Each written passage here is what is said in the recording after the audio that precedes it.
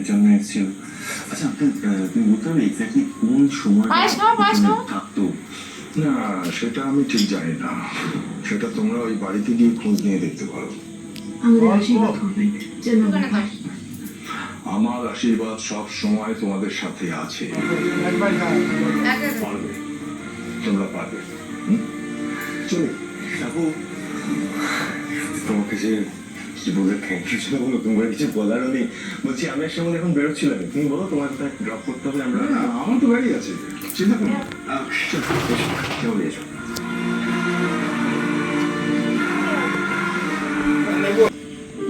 এটাই ঠিকানা দিয়েছে।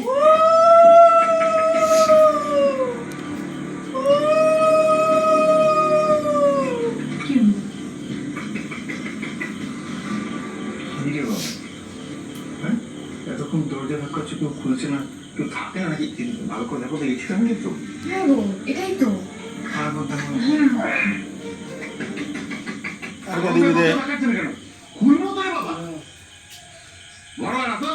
শুনুন, ঘর ভাড়া নিতে গেলে আমার কিছু শর্ত আছে। 3 মাসের ভাড়া অ্যাডভান্স দিতে হবে। প্রত্যেক মাসের 4 তারিখে যেটি দাও একটু। আরে আসো না, আসো আসো আসো আসো। ছাড়া আমি ভাড়া দিই না।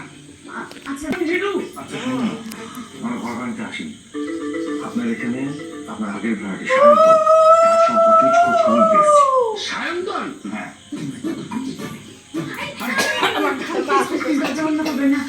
কে দাও তুমি, দাও তো। বিপদে পড়বে না কেন? ওরকম ছেলেরা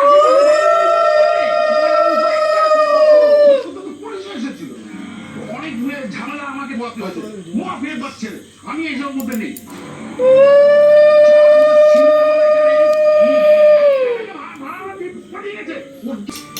সায়ন্তনের যে ভাড়াটা বাকি আছে, বকেয়া টাকাটা আমরা আপনাকে দিয়ে দেবো, কিন্তু তার পরিবর্তে আপনি সায়ন্তন সম্পর্কে যা জানেন সবটা আমাদের বলতে হবে। কতদিন বলবেন? আগে 12,000 টাকা দিন। আচ্ছা, বলছি যে ওই সায়ন্তনের বাড়ির কেউ বা পরিচিত কেউ বা কোনো বন্ধু আমি যদি ওর বাড়ির কাউকে চিনতাম, আত্মীয়জনকে চিনতাম, তাহলে আমার ভাড়া টাকা আদায় করে দিতাম না। আমি ওদের কাউকে চিনিও না, জানি না। আচ্ছা, আপনি তো কিছু জানেন না, তাই না?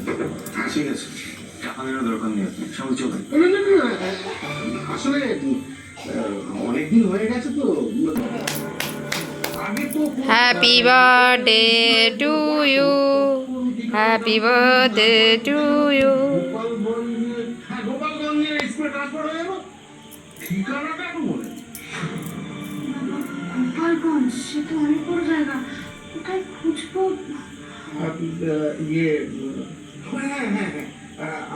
একটা কথা বলতে আমি ভুলে গেছি। গোপালগঞ্জের স্কুলে ট্রান্সফার হয়ে যাওয়ার পরেও না কয়েকবার এখানে এসেছে। ওই ওখানকার জটার ভাতের হোটেল আছে, খাবার নাকি খুব ভালো। ওই জটার ভাতের হোটেলের পাশেই থাকে। কোনটা? লালটা লালটা। একবার খোঁজ করে দেখো।